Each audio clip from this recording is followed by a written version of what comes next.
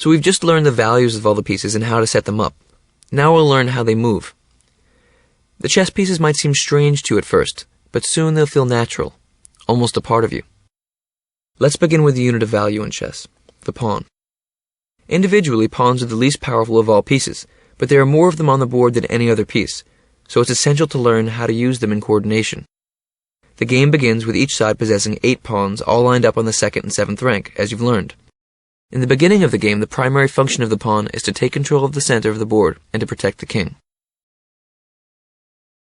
So this is how the pawn moves. On each pawn's first move, it has the option of moving ahead 1 square or 2. It's very important to remember that after its first move, pawns can only move ahead 1 square at a time. So here this e2 pawn can move to either e3 or e4, because it's that pawn's first move. But once it's on e4, it can only move to e5. The pawn possesses a number of unique qualities. First of all, the pawn is the only piece that cannot move backwards. So as we'll explore in part 3 of the Academy, we have to be careful not to overextend our pawn structure. You'll see more about that later. Also, the pawn is the only piece that captures differently from how it moves. Pawns move straight ahead, but they capture diagonally. This is tricky. So in this position, the white d3 pawn can capture black's pawn on c4, but not the black pawn on d4. In this position, the white pawn on d3 can't move at all.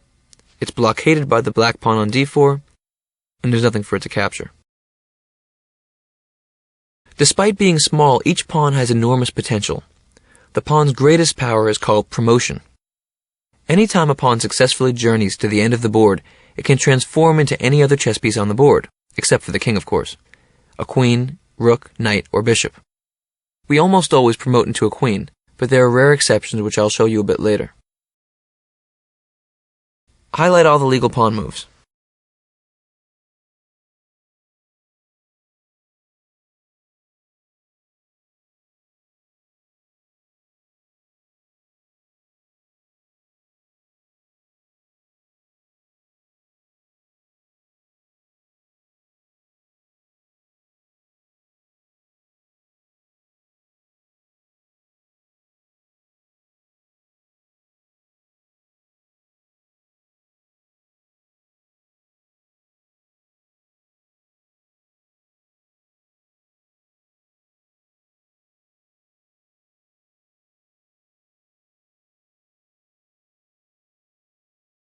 You got it!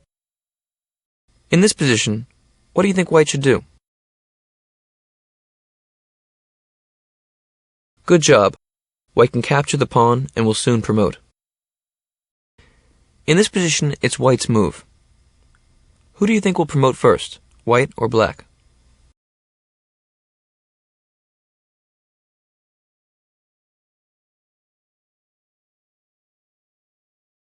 Good job.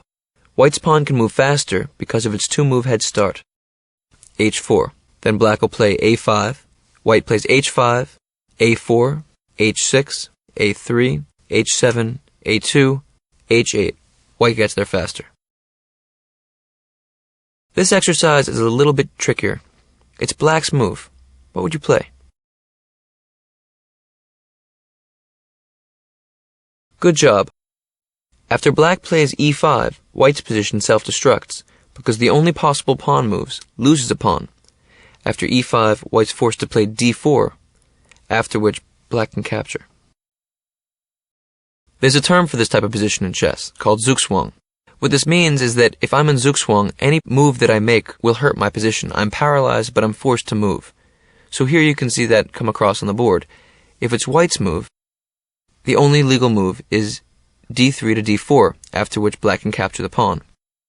Now interestingly, if it was black's move and he played e4, the only legal move, white could capture that pawn. So in fact, this is a position of mutual zugzwang, which means whosever move it is will be in a big disadvantage.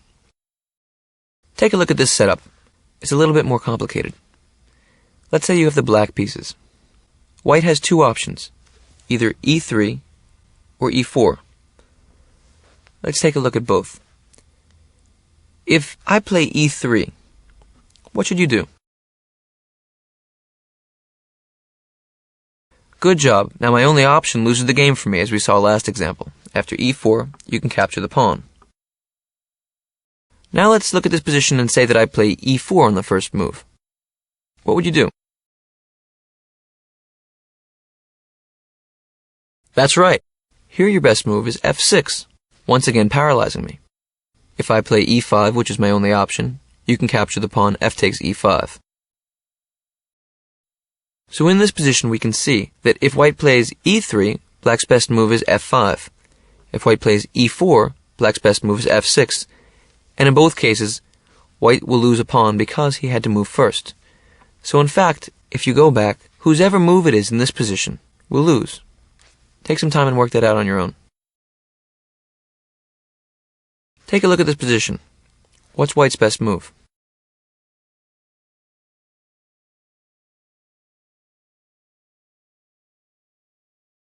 Good job.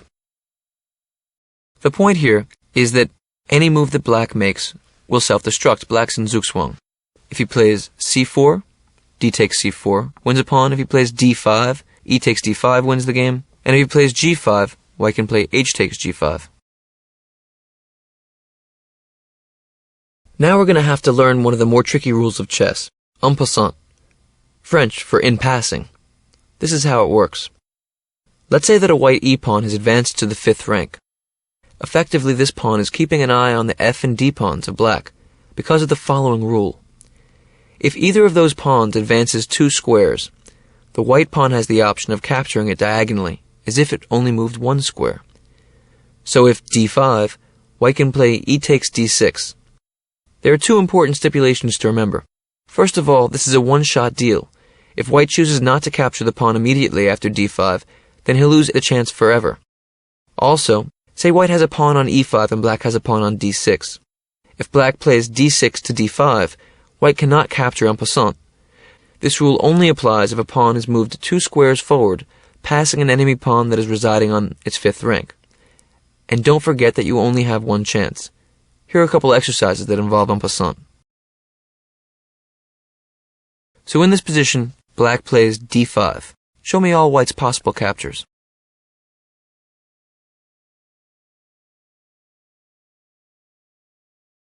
Good job, but there's more. Keep looking.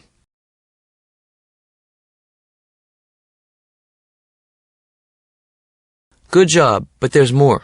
Keep looking. Good job. Pawns captured diagonally, whether it's en passant or a normal capture. In this position, black plays b5. Show me all white's possible captures. White can't capture en passant on b6 because the black pawn only advanced 1 square.